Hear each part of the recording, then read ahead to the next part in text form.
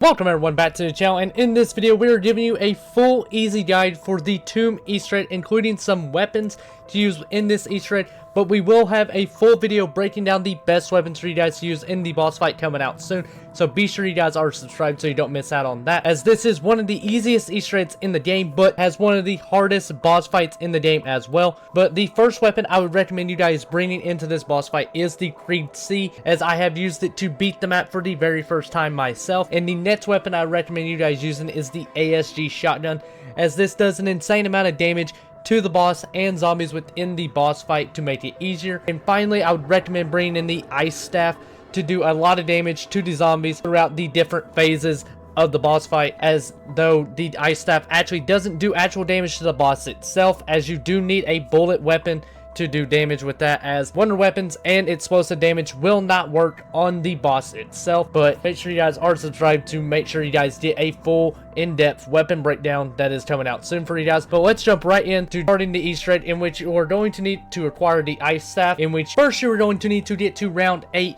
Once you get to round 8, you are going to need to kill the brand new shock mimic. Once you have killed him, it will drop a monocle. Pick up that monocle, and now you need to make your way into the first room right outside the spawn on the right. In this room, there is going to be this bull portrait that is right there. Make sure you line up this crystal with this spot right here for it. If you need to move the crystals, just shoot them, wait around 30-45 seconds, and it will move to a different spot. Once it is in this spot, you will have little symbols around the bull, in which you will now need to shoot them in order of 1 to 8. This is the order that you guys are going to need to shoot those in for the bull. Once you have done that, you will enter a lockdown step with a orb. You will do this lockdown for 4 rounds. Once you have done that, it will give you your first part for the staff. Next, you need to make your way to the other side of the spawn door, the first one right here, in which you need to place your crystal in this room right here, right where this portrait is. Once you have done that, shoot the symbols in this order. Once you have done that, another lockdown similar to the first one will start. And once that lockdown has finished, you will have your second part for the ice staff. And now you will need to go into the dark ether and place the parts that you have picked up for the ice staff right here. There will be another lockdown, in which now you will have to protect the staff from zombies that will be attacking it. And once you have protected it, you will now have the ice staff. And now that we have the ice staff, we need to upgrade it, in which we need to shoot 3 of the flaming crystals around the map in about under 10 seconds. Here's what I did to end up doing this. If you need the crystals to be closer together, you can go ahead and shoot them, as they will move around. But once you have done that, you will hear Arch will tell you about what of extinguishing flames, or in that sense. And now we need to make our way into the dark ether, in which there are going to be 3 ruins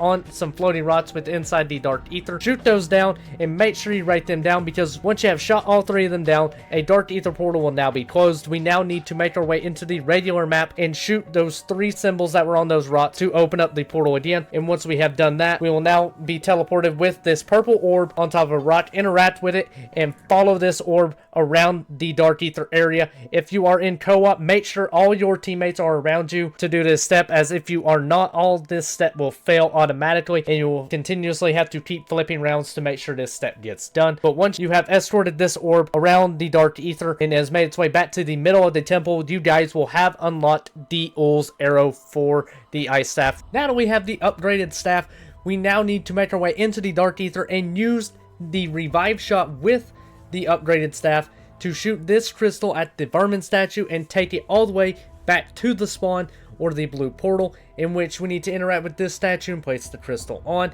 in which a lockdown will now start, spawning in a ton of vermin into the map, in which we now need to kill these vermin, in which I recommend using the charge shot of the ice staff to do this as easily as possible, as once all the souls have been collected for this statue, you will now have to go back to it and interact with it again, in which now we will have some energy from the crystal to take into the dark ether. But you cannot use the portal that you went into enter the spawn, as that one is now closed, so we need to go to a different one. This is the fastest route that I had to make it into the dark ether, but make sure you do not get hit 3 times on your way to the dark ether, as if you do, you will lose the crystal energy and have to repeat this step in the escort after 1 round. So make sure you get there as quickly as possible and not getting hit as well. But once you have entered the dark ether, go back to the vermin statue that you shot the crystal with in the first place and place the energy into that crystal. Now we need to do this step 3 more times with each statue within inside the dark ether, with the next one being the parasite statue. So pull out the revive shot of the staff and shoot that crystal, and now take this into the yellow portal, in which there's going to be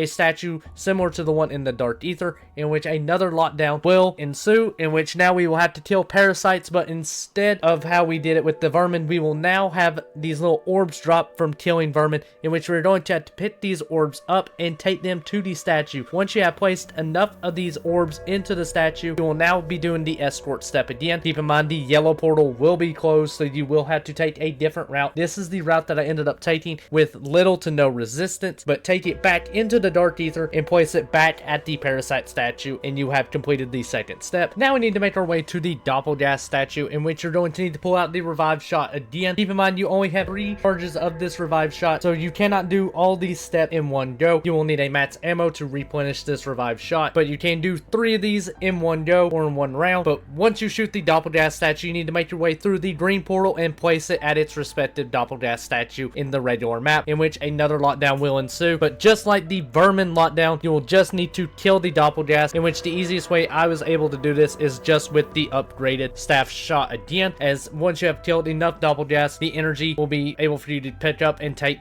back to the Dark Ether. And this is the easiest route that I was able to take to the Dark Ether and place back inside the statue for the Doppelgas in the Dark Ether. And finally, the last one you need to shoot is going to be the Amalgam's statue, in which you need to take this through the red portal, and in front of the quick revive machine, its statue will be there, in which a lockdown will begin with an Amalgam spawning within that little area. But this one is going to be a little different to the other ones, in which once this Amalgam starts taking enough damage, some zombies will end up spawning, giving him a shield, making him immune to bullet damage until you kill that zombie that is giving him his shield. You can easily find him. It will give a beam shooting towards him. So kill that zombie, and then you can start dealing damage to the Amalgam again. Once you have killed that Amalgam, take the energy to the Dark Ether. This is the route that I ended up taking to get it to the Dark Ether with little to no resistance. But once you have done that, you can now go towards the beam that is getting shot.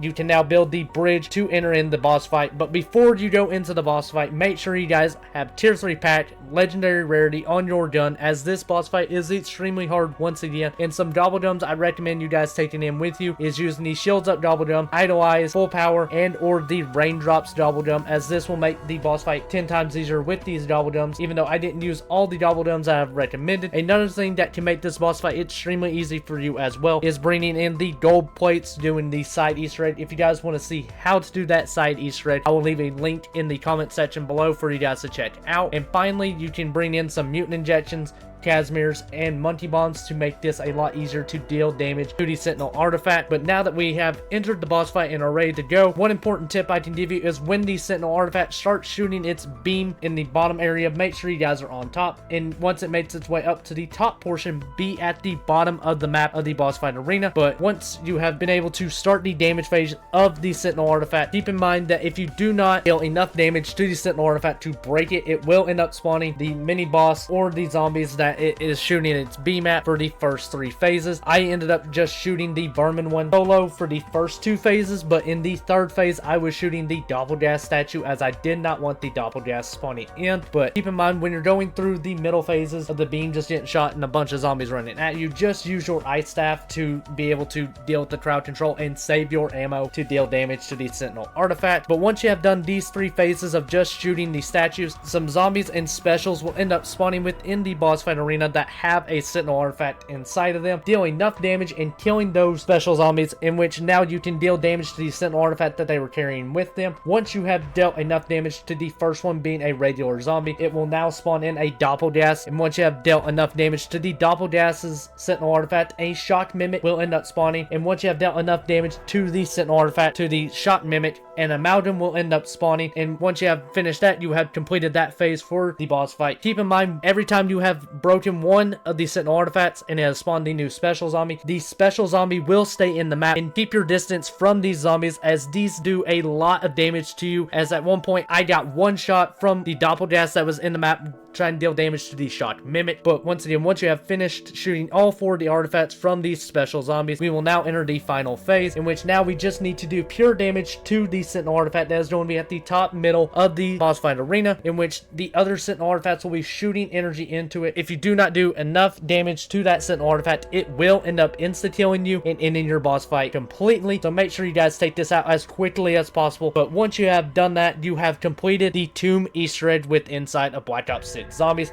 If this guide was helpful for you guys, please make sure you hit the like button and subscribe for more Easter egg guides like this in the future, as well as some of the side Easter eggs that we got coming for you as well, and that weapon breakdown, as I'm testing out as many weapons as I can to make this boss fight as easy as possible for you guys. Hope you guys enjoy. I will see you all in the next video. Peace.